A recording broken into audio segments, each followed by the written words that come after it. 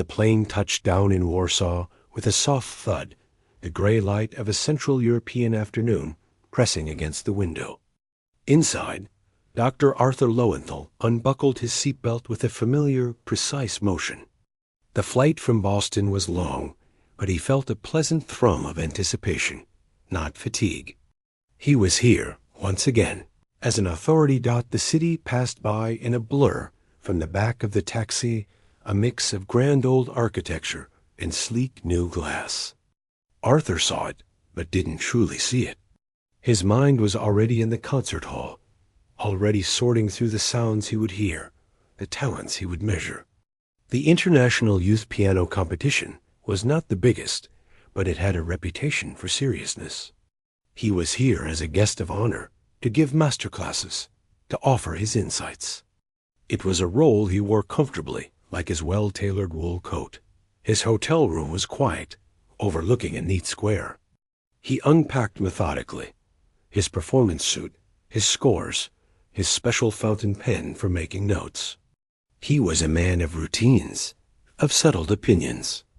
At 62, Arthur believed he could hear a pianist's entire background in the first few bars they played. The touch of the keys could tell him about their teacher, their dedication, even their potential ceiling. He believed in a natural order, a pyramid. At the bottom, the enthusiastic amateurs. Then the competent technicians. Higher up, the truly gifted. And at the pinnacle, a rare few who combined everything. Ironclad technique, profound musicality, and an indefinable spark. He had spent his life studying that pyramid, and he was confident in his ability to place everyone within it. The first masterclass was the next morning. The hall was smaller than the main competition venue, with good, dry acoustics. Arthur took his seat at the front, a grand piano angled towards him. The young pianists, selected from the early rounds, were a bundle of nerves sitting in the front row. He could smell their anxiety, a faint scent of sweat and rosin. He called the first one, a young man from Seoul with impeccable posture. The boy launched into a Liszt etude. It was breathtakingly fast, every note a gleaming, perfect pearl.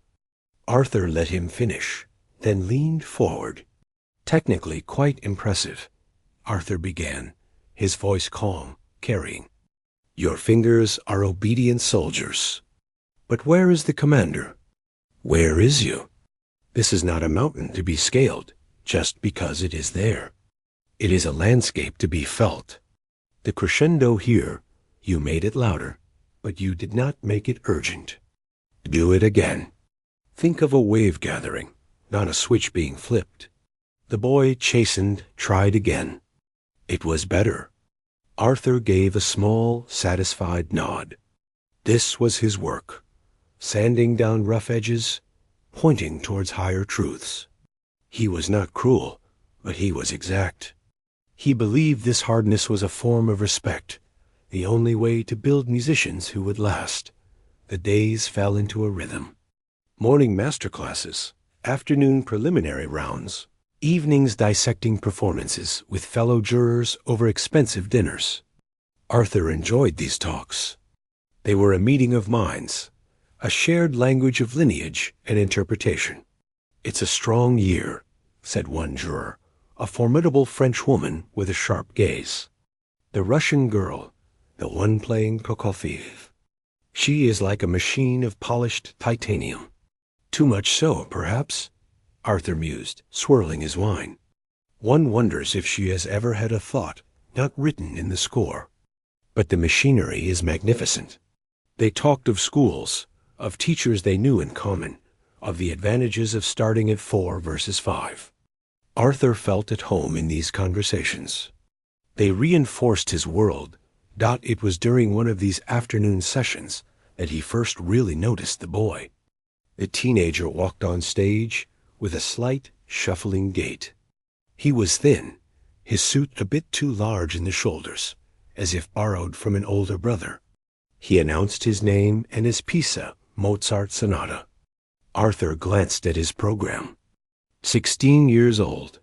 From a small city in Lithuania Arthur had never heard of. He settled back, preparing to listen with polite detachment. The playing was pleasant, clean. The notes were mostly all there. The boy had a natural sense of melody. Arthur would give him that. He made the simple lines sing. But as the sonata unfolded, Arthur's expert ear catalogued the flaws. The left hand was a touch heavy here. The trill there was uneven, not a seamless shimmer but a hiccup. The dynamic shifts were broad, almost naive. Lacking subtlety. It was the kind of performance that spoke of a good local teacher, of hours of diligent practice in a small room, but not of a world-class education, not of the intense, focused grooming that produced champions. The boy finished with a small, shy smile and a quick bow. The applause was warm, generous. He had charmed the audience with his sincerity. Later, in the cafe adjacent to the hall, Arthur sat with 2 other judges. The afternoon light was fading. The Lithuanian boy's name came up. Such a sweet touch in the Mozart, the French juror remarked. There was a vulnerability. Vulnerability is not a technical category, Arthur said, not unkindly, but firmly. He took a sip of his espresso. What I heard was a lack of foundation. The feeling is there, yes. But feeling without formidable architecture, without the bone structure of perfect technique, is merely sentiment. It collapses under weight. Did you hear the development section? It was mushy. The boy has heart, but heart alone doesn't win competitions. He lacks the foundation for true greatness. He'll be fortunate to squeeze into the finals, and that will be his peak. The others nodded, considering. Arthur's analysis always sounded so reasoned, so definitive. It was built on decades of listening. He saw the boy once more in the following days, hovering near the back of the green room, watching the other contestants with wide, observant eyes. He looked like a visitor in a museum of wonders, not a fellow exhibitor. Arthur felt a faint pang, a distant memory of his own youthful awe. But he pushed it aside. This world was not about awe. It was about excellence. And excellence, in his experienced view, had a very specific sound. A sound he had not yet heard from the slight boy in the ill-fitting suit. The preliminaries ended. The list for the final round was posted. Arthur scanned it. The Russian prodigy was there. The brilliant young man from Japan. A fiery pianist from Italy. And, at the very bottom of the list, the name from Lithuania. He had made it. Just barely. Arthur gave a small inward shrug. The finals would be a different beast. The chosen piece for the final round was a major concerto, played with a full orchestra. It would require power, presence, and profound structural understanding. It would, Arthur was certain, reveal the boy's limitations for all to see. He almost felt sorry for him. It was one thing to be a sweet fish in a small pond. It was another to be thrown into the deep, cold ocean. The air in the concert hall on the morning of the finals was different. It wasn't just the quiet hum of anticipation. It was a sharp, metallic taste of tension. The grand hall, which before had felt like a workshop, now felt like an arena. The seats, empty now but soon to be filled, seemed to watch and wait. Dr. Arthur Lowenthal took his seat in the jury box.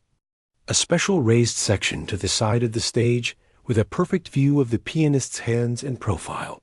He arranged his paper's detailed score sheets for each contestant and his pen. He liked the weight of the pen, its solidity. It was a tool for judgment, and his judgments today would help decide futures. The other jurors filtered in, exchanging quiet, serious nods. No small talk today. Backstage was a world of its own. The finalists were kept in a large, green-carpeted room filled with the smell of old wood and nervous sweat. Some paced in corners, fingers twitching at invisible keys. The Russian girl sat perfectly still, eyes closed, her breathing slow and controlled. The Italian contestant laughed a little too loudly at something. The sound, brittle and sharp, the boy from Lithuania stood by a window overlooking a service alley. He watched a delivery man unload crates of bottled water, moving with an unthinking, easy rhythm. The boy's own hands felt strange to him, too light, yet too heavy. He had slept poorly, his mind racing through passages of music until they became a tangled nightmare. His teacher, a kind older woman who had taught him since he was 6, had called him earlier. Her voice, crackling over the bad phone line, had been calm. "Just play the story," she had said. "Forget they are there. Play it for the man moving the crates outside the window. Play it for me. Play it for the rain last Tuesday." He tried to hold on to those words. The draw had placed him second to play. A good slot, some said. Not so much waiting. Not so long for the audience to get tired.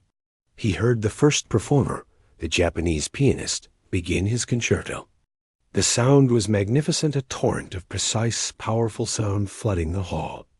The boy felt a cold knot tighten in his stomach. That was what greatness sounded like. It was a wall of perfect sound. His own piece felt small in comparison, a private, whispered tale as the applause for the first performer thundered through the building. A stagehand with a headset appeared at the green room door. "Lithuanian contestant. To the wing, please." The words were not unkind, but they were impersonal. A command. The boys walked down the long, dim corridor behind the stage felt like a dream. The noise of the applause faded, replaced by the muffled sounds of the orchestra tuning, chairs scraping, a cough. He stood in the deep shadow of the stage wing, hidden from the audience by the heavy velvet curtain. He could see the profile of Dr. Arthur Lowenthal in the jury box. The man looked composed, intelligent, a little bored. He was glancing at his watch, then back at his notes for the previous performer, making a final mark. The master of ceremonies, a man in a tuxedo, walked onto the bright stage. His voice boomed, introducing the next performer, his name, his age, his country. The boy heard the words as if from a great distance.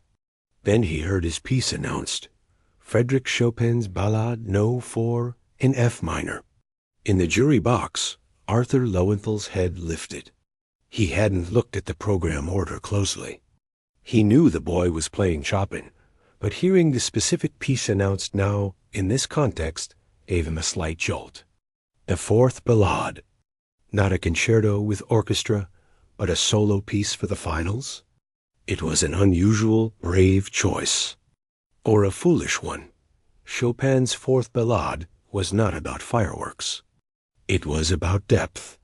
It was an ocean, not a volcano. It was one of the most difficult pieces in the entire piano repertoire, not because of blinding speed, but because of its heartbreaking subtlety, its layered narratives, its need for a soul that had lived, not just practiced. It was a piece for mature poets of the piano, not competition teenagers. A frown of professional concern touched Arthur's lips. This was too much. This was a piece that could eat a young pianist alive, exposing every technical and emotional shortcoming. He felt a flicker of something that wasn't quite pity, but a sort of academic disappointment. The boy was going to ruin a masterpiece, and in doing so, ruin his own chances. The boy walked out. The spotlight, harsh and hot, found him. He blinked. His ill-fitting suit seemed even more pronounced under the light. He gave a small, quick bow to the audience, a deeper, respectful bow to the jury, and then turned to the piano. He adjusted the bench, which squeaked slightly. The sound was terribly loud in the silent hall. Someone in the audience suppressed a cough. Arthur watched him settle. The boy's posture was not the proud, arched back of a virtuoso. He seemed to curl slightly towards the keyboard, as if seeking shelter. He placed his hands on his lap, took a breath that shuddered just a little, and then lifted them. He paused. The silence stretched. 2 seconds. 3. It was a dangerous pause. For a judge like Arthur, it screamed of hesitation, of a mind going blank. Arthur exchanged a brief glance with the French juror beside him. Her expression was neutral, but he saw the same thought there. He's lost before he's begun. Arthur leaned back in his chair.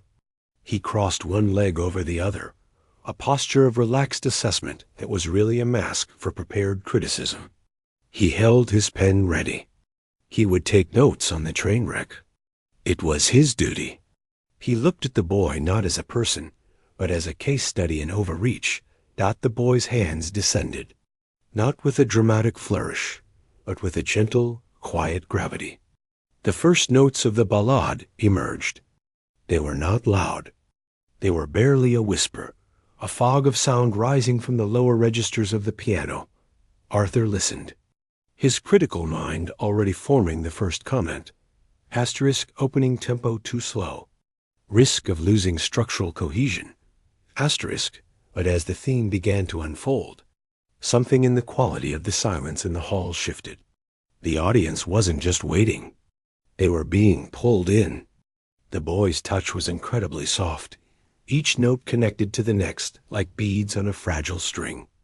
There was a tenderness there that was disarming. It wasn't the bold statement Arthur expected. It was a confession. Arthur uncrossed his legs. He sat up a little straighter. The frown of concern didn't leave his face, but it changed. This wasn't incompetence. This was a deliberate choice. A very, very risky one. The music began its journey. The boy navigated the first gentle rise and fall, the melodies passing from one hand to the other. Arthur's pen stayed still. He wasn't hearing technical flaws right now. He was hearing a voice, a specific, quiet, unwavering voice. The left hand, which he had criticized days before for being heavy, now provided a foundation that was like dark, rich soil, soft and deep. Not hard rock. The boy moved into the second theme. Here, Arthur's ear instinctively waited for the dynamic explosion so many young players used, the attempt to inject false drama. It didn't come. Instead, the music blossomed, like light slowly filling a room at dawn. It gained warmth, not volume. A profound sadness seeped into the phrases, a nostalgia for something the 16-year-old playing could not possibly have lived. Yet he was playing as if he had. Arthur felt a strange, uncomfortable sensation. It was the feeling of a door in his mind, a heavy, locked door labeled expertise, being gently tapped from the other side. He wasn't ready to open it. Not at all. But the tapping was persistent. He glanced at the boy's face. It was turned slightly toward the keyboard, his expression one of intense, private listening. He was not performing for the hall, for the jury, for a prize. He was having a conversation with the ghost of Chopin in a language only they understood. Every shift in harmony, every sigh in the melody, was answered with a touch that felt less like playing and more like remembering. The music built towards the first major climax. Arthur braced himself. This was where the architecture had to hold. This was where technique had to translate feeling into power without breaking into noise. The boy's body remained still, but his hands became a conduit. The sound that poured forth wasn't brutal or aggressive. It was enormous, yes, but it was a tragic enormity. A wave of grief that had been gathering from the very first note. And in that moment, Dr. Arthur Lowenthal, the pedagogue from Boston, forgot to judge. He simply heard. The wall of his assumptions, built brick by brick over 40 years, did not shatter. But a deep hairline crack appeared right down the middle. He slowly, without realizing it, lowered his pen onto the blank sheet of paper. He would not be taking notes. Not for this. The pen was down. That was the first thing, the small, physical sign of a much larger shift happening inside. Dr. Arthur Lowenthal's hand rested on the blank sheet of paper. His fingers relaxed. The critical part of his mind, The voice that had been his constant companion for decades was suddenly quiet. It wasn't gone, but it was sitting back, watching. As startled as he was, the music from the stage was no longer a series of notes to be assessed. It had become a place, a landscape of memory and loss. The boy from Lithuania was its guide. He wasn't building the music. He was uncovering it, brushing away the dust from something that had been there all along. Arthur felt himself leaning forward, not in judgment, but in a kind of reverence. He watched the boy's hands. They were not the hands of a competition pianist, not in the way Arthur understood them. They didn't attack the keys with dazzling, athletic precision. They seemed to listen to the keys, to feel for the vibration in the wood, to coax the sound out rather than command it. There was a slight unevenness in the trills, yes. But now, instead of hearing a flaw, Arthur heard a human pulse, a heartbeat. It wasn't mechanical perfection. It was the shiver of a leaf in the wind. The story of the ballade unfolded, moving from its sorrowful beginnings into more troubled, restless passages. This was where many young players would show their nerves, where the music could become muddy or frantic. Arthur waited, but the franticness did not come. The boy navigated the turbulent middle section with a strange, calm authority. His tempo shifted, breathed, just like a person telling a difficult part of a story might pause or speed up. It wasn't strictly by the metronome markings Arthur had in his mental score. It was by something else, an emotional truth. A memory, sharp and unexpected, pierced Arthur's concentration. He was a boy of maybe 10, sitting at his own first piano, a battered upright in his parents' living room in Philadelphia. The rain was hitting the window. He was playing not from a book, but from something he felt, a little melody of his own about the gray afternoon.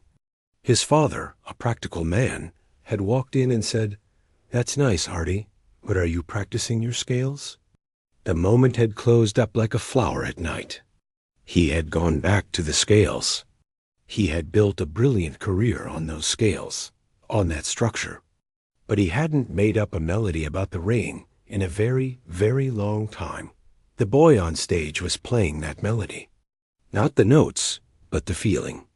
He was playing the rain, the gray light, the quiet ache of something beautiful that can't last. Arthur blinked, pulling himself back to the present. The French juror beside him shifted in her seat. He could feel her intense focus, a mirror of his own. There was no sideways glance of critique now. The entire jury box was still, a row of statues caught in the spell of sound. On stage, the boy was sweating. A single bead of sweat traced a path from his temple down his cheek. He didn't wipe it away. His whole being was poured into the keyboard. The physical effort was becoming visible. This was no longer easy for him. The music was demanding a price, and he was paying it with every ounce of his strength. Arthur could see the muscles in his forearms tightening, the controlled sway of his back. This wasn't the showy struggle of a pianist trying to impress with difficulty. It was the real grinding work of carrying a colossal emotional weight. And he was carrying it. He was not buckling. The music began its long, heartbreaking journey towards the final climax. This was the summit of the piece, a torrent of passion and despair that required both volcanic power and absolute control.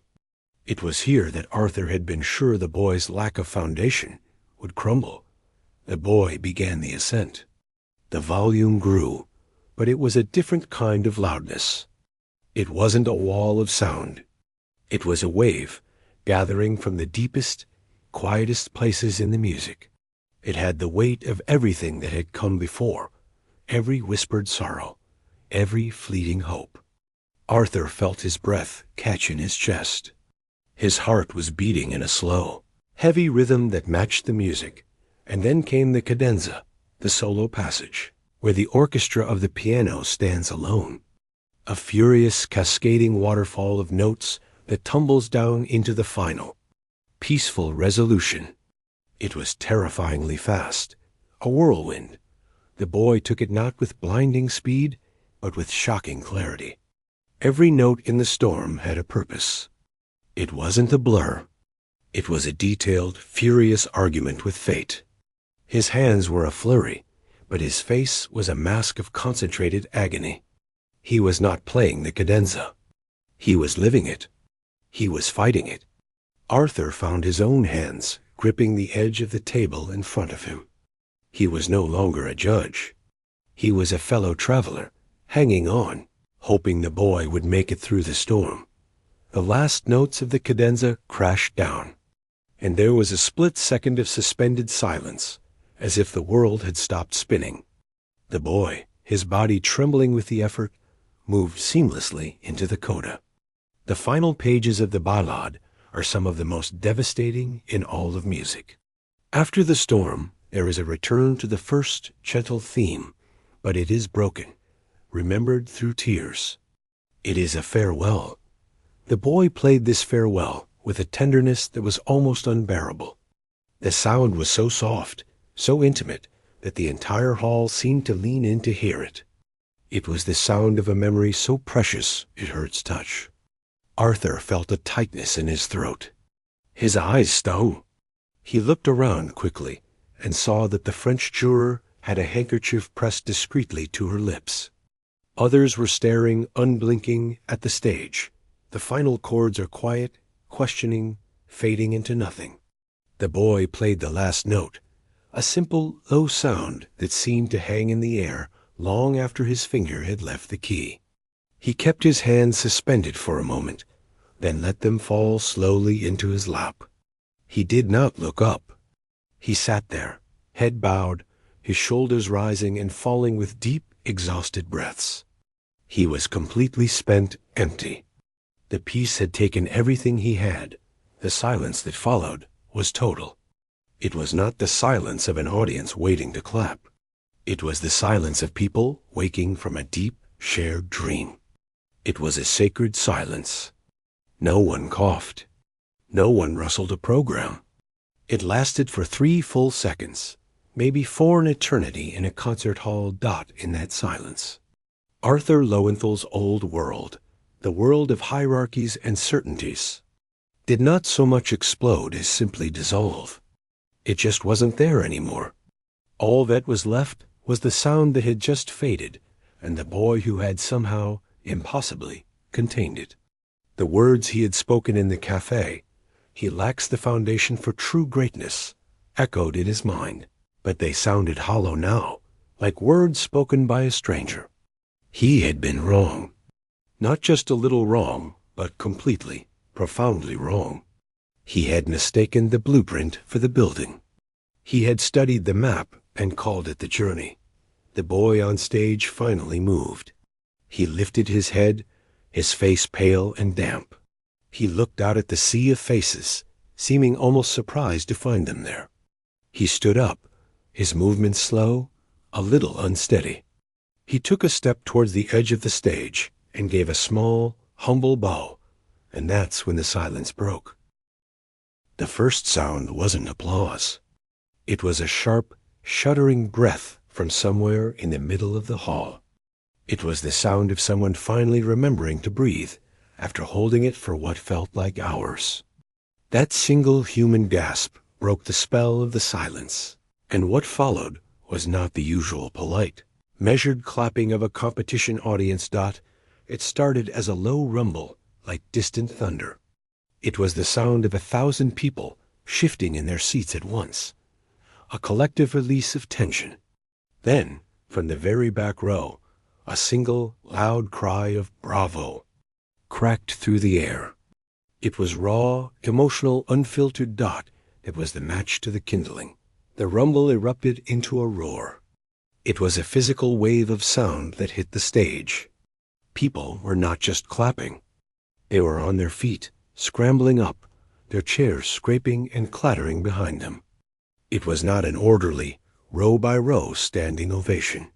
It was a surge, a single motion that swept from the back to the front like a tide coming in.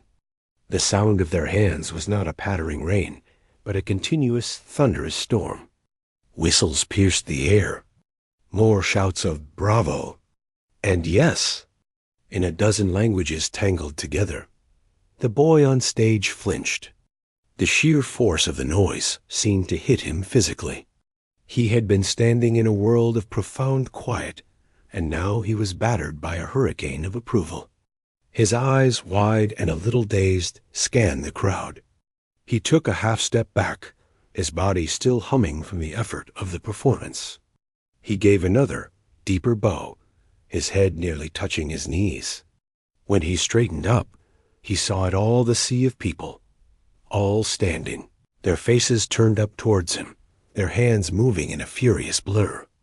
A look of genuine, utter disbelief washed over his features. This wasn't in the script. This wasn't the correct, respectful applause for a competitor. This was something wild. This was love.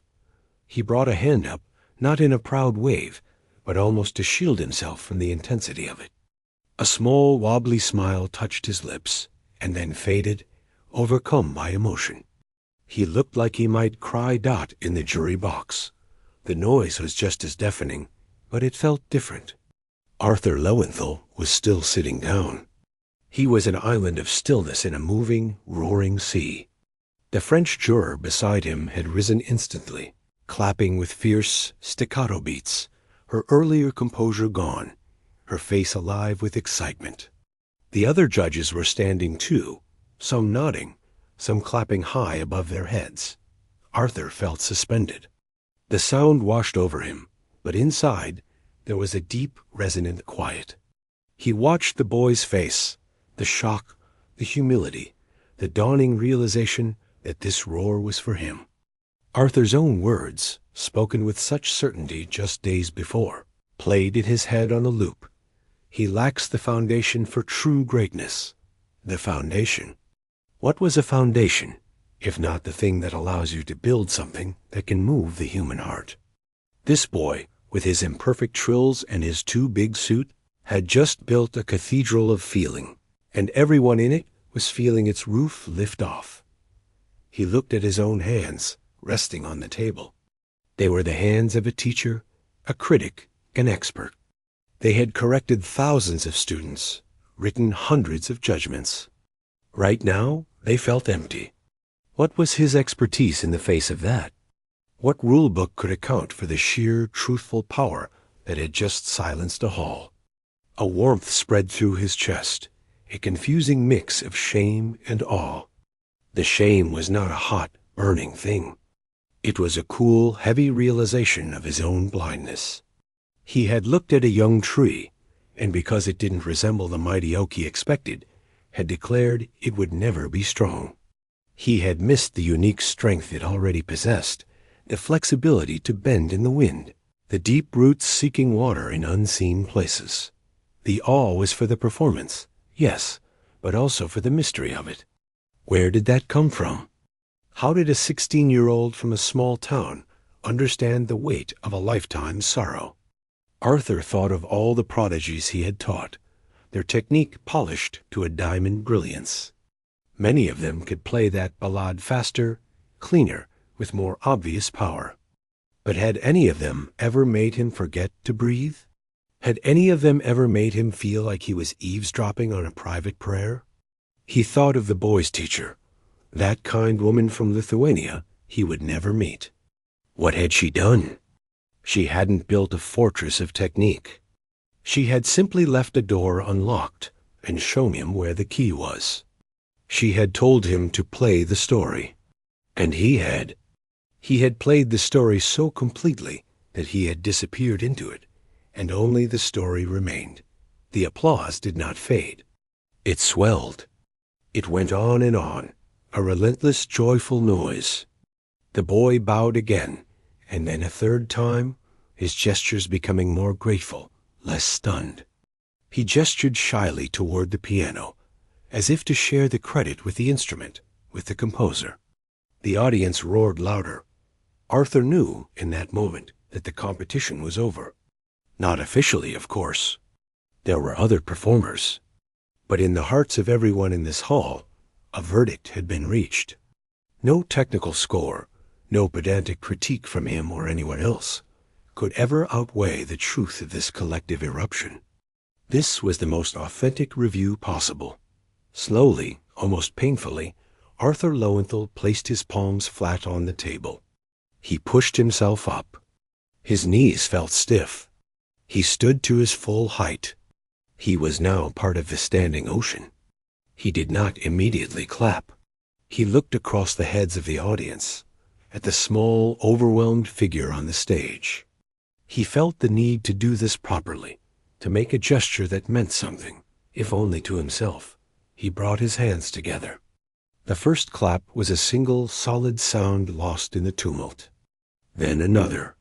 He began to clap, not with the frantic energy of the crowd, but with a slow, deliberate rhythm. Clap, clap, clap. It was a measured beat, like a heartbeat returning to normal after a shock. It was an acknowledgement. It was an apology. It was a salute. He was applauding the boy, yes, but he was also applauding the death of his own certainty. He was applauding the beautiful, terrifying idea that art could still surprise a man who thought he had seen it all. The noise of the crowd was a celebration. The quiet, steady beat of his own hands was a vow to listen differently from now on. On stage, the boy, seeing the entire hall, including the stern-faced judges on their feet, finally seemed to accept the reality of the moment. He smiled a real, true smile that lit up his tired face. He gave one last, long bow, his hand over his heart. Then he turned and walked off the stage, the thunder following him into the wings until the heavy curtain began to close, slowly cutting the audience off from the source of its joy, leaving them clapping in the dark. The final note of the last competitor's concerto faded, and the usual, polite applause filled the hall. It was respectful, warm, but it carried a different energy. It was the sound of people returning to a world of rules and rankings after a shared, unruly dream. For Dr. Arthur Lowenthal, sitting through the remaining performances had been an exercise in profound disconnection. The music was brilliant, flawless, impressive. It passed before his ears like beautiful, cold landscapes seen from a train window. He could appreciate them, but he could not feel the ground beneath his feet.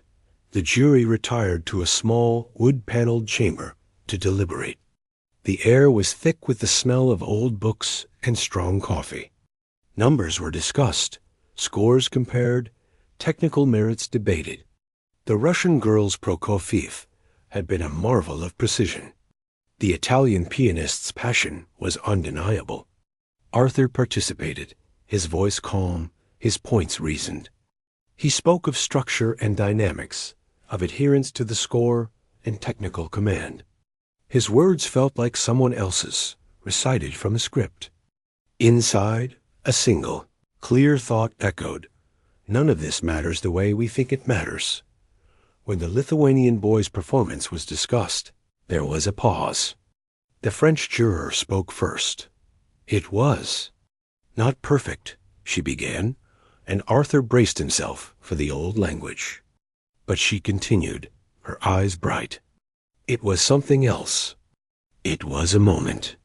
I have not been so moved in many years."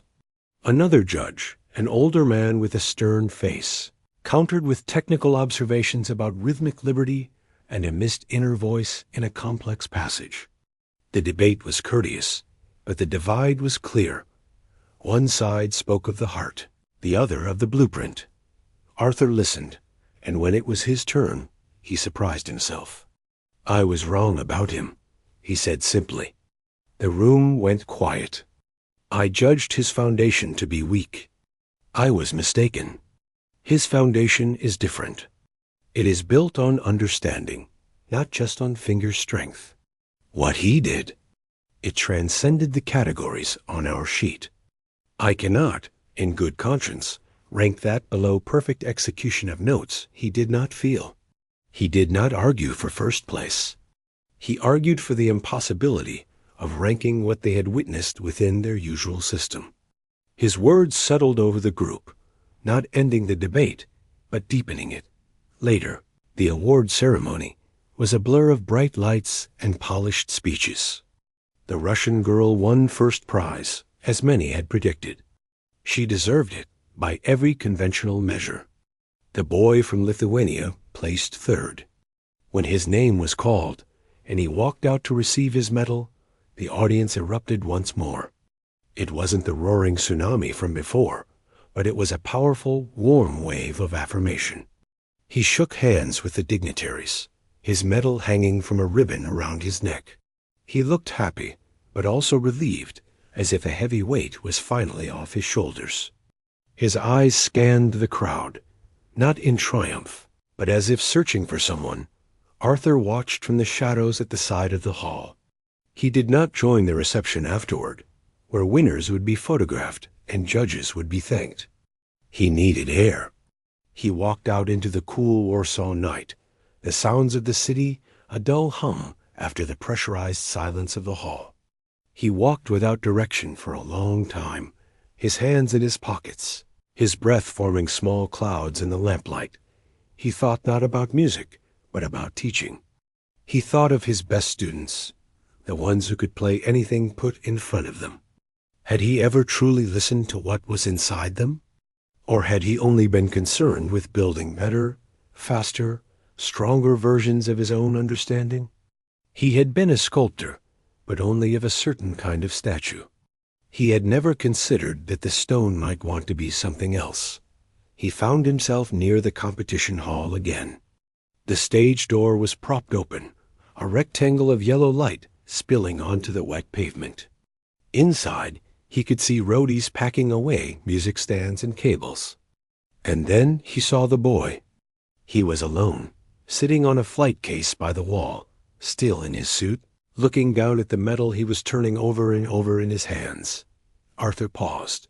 The professional part of him, the part that knew proper boundaries, told him to walk on. But that part had lost its authority today. He walked through the door. The boy looked up, his eyes widening in recognition and a flicker of nervousness. He began to stand, to be polite. "No, no, please," Arthur said, raising a hand. "Stay, may I?" The boy nodded, moving over slightly on the case. Arthur sat beside him. The medal was cold through his trousers. For a moment, they just sat in the comfortable clutter of a post-concert backstage, listening to the distant clangs and shouts. "Your ballade," Arthur began, his voice softer than he intended. "It was, thank you." The boy looked at him, confused. "Thank you? For playing?" "For the reminder," Arthur said. He wasn't sure how to say it. "I have listened to that piece and taught it for 40 years. I thought I knew what it sounded like. Today, I heard it for the first time." The boy ducked his head, a little embarrassed. "It is a beautiful piece. Where did that come from?" Arthur asked, not as a judge, but as a curious man. The feeling of it?" The boy was quiet for a while. He stared at a scuff mark on the concrete floor. "My teacher. She says music is not in the notes. It is in the space between the notes. It is in the reason you play one note after another." He struggled for the words in English. "When I practice, I do not just practice the fingers. I practice the story. The story of the rain. The story of my grandfather's hands, which were always cracked from work. The story of saying goodbye at the train station. Anything. I put it in the music. Then the technique? It is just to help tell the story better." Arthur felt a lump form in his throat. The space between the notes. How many times had he said those words? He had meant it as a technical phrase about phrasing, about rests. He had never meant it like this. He had never connected it to cracked hands or train stations. "Your teacher," Arthur said. "She is a very wise woman." The boy smiled, a real bright smile. "She will be very happy you said this. She was more nervous than me." Arthur laughed, a short, genuine sound. He reached into his inner jacket pocket and pulled out one of his crisp, professional cards. He held it for a moment, then turned it over. He took out his fountain pen, the same one he had not used during the performance, and wrote on the blank back. He didn't write his conservatory title or his office number. He wrote his private email address and his personal phone number in Boston. He handed the card to the boy. "If you ever wish to talk about music," Arthur said, "not lessons, just talk. Or if you need anything, please." The boy took the card, holding it carefully by the edges. He read the handwritten numbers, then looked at Arthur. He seemed to understand the weight of the gesture. "Thank you, Doctor," he said quietly. Arthur stood up, his bones creaking. He gave the boy a small nod, then turned and walked back out into the night. He did not look back. The flight home to Boston was long. The city, when he arrived, was just as he left it. His apartment was quiet, orderly. His piano sat in the corner, lid closed. He poured himself a glass of water and stood by the window. The competition was over. The winner's name would be in small print in music magazines. The boy would go home to Lithuania, his third-place medal in a drawer, a story to tell his friends. But for Arthur, everything had changed and nothing had changed. He still had his students to teach on Monday. He still had his reputation, his knowledge, his place in the pyramid. But the pyramid was gone. In its place was a vast, open field. In that field, there were many paths to beauty. Some were straight and paved with perfect marble, like the Russian girls. Others were winding dirt tracks through the woods, like the boys. Who was he to say which was the true path? He walked over to his piano and lifted the lid. The keys stared back, white and black, waiting. He sat down.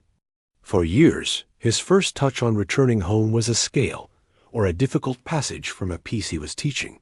A maintenance of the machinery dot this time. He placed his hands on the keys and did nothing. He thought of the rain against his childhood window. He thought of a train station. He thought of the space between the notes. Then very softly he began to play. Not a piece by anyone else. Just a few chords, a wandering melody of his own. It was hesitant. It was imperfect. It was just a man, alone in a quiet room, finally listening for the story.